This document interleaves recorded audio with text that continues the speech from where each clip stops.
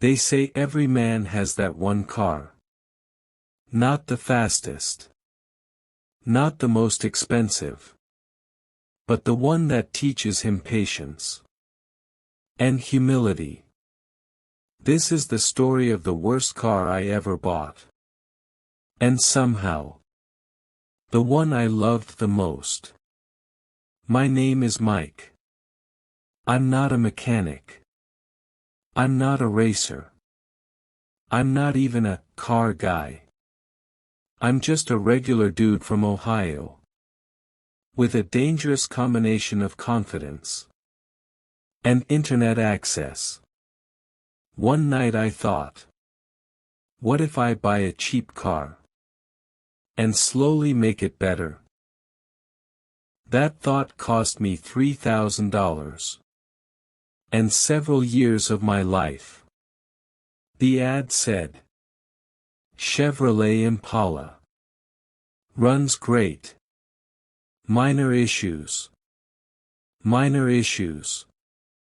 I should have stopped reading right there. The seller was an older guy. Coffee in hand, smiling like a man who already won. He said, "She's been good to me." The engine started with a sound that felt personal. Like the car was coughing at me.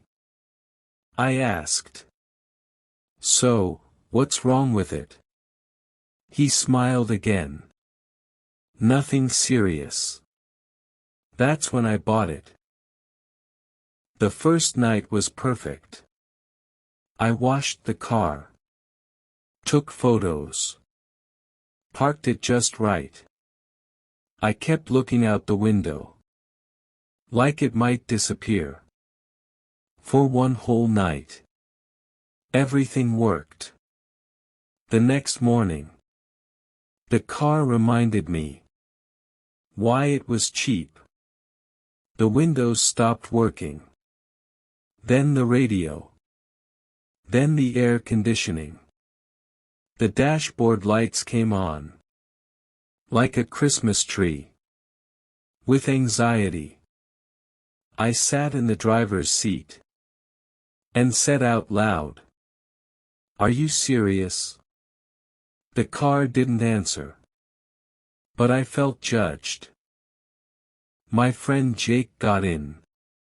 He looked around. Touched the dashboard. Listened to the engine. Then he said, "Mike. This isn't a car. This is a life lesson."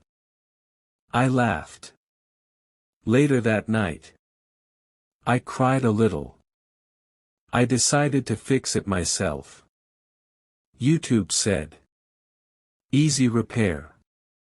YouTube is a liar. I spent nights in the garage. Covered in grease. Holding parts that didn't belong anywhere. At 2 a.m. I was under the car. Talking to it like a person. "I'm trying here."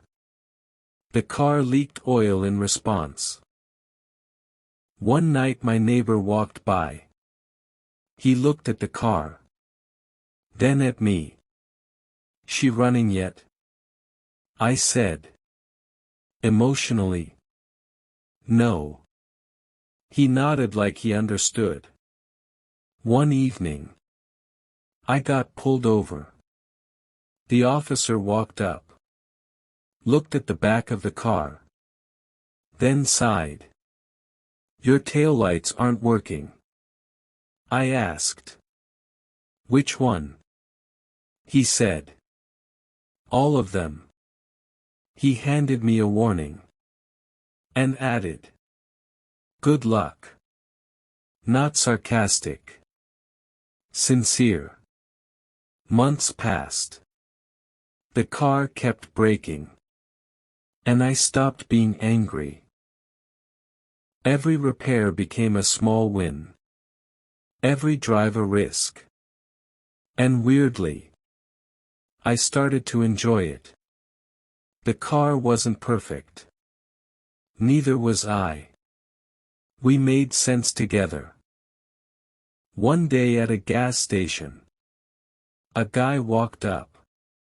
He looked at the Impala and said, "Man, that thing has soul." I laughed. But he was right. It wasn't fast. It wasn't quiet. But it was real. I brought it to a local car meet. Surrounded by Mustangs, Chargers, Corvettes. My Impala stood there. Like it didn't belong. And somehow, it did. People smiled. Asked questions. Told stories. No one laughed. That's when it hit me. This car didn't make me cool. It didn't make me rich. But it gave me stories. Patience. And pride. It taught me that sometimes you don't need the best thing. You need the thing that stays with you. This was the worst car I ever bought. And the best ride I ever had.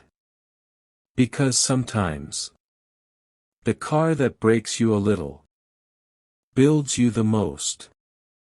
Sometimes the worst car is the one you'll love forever.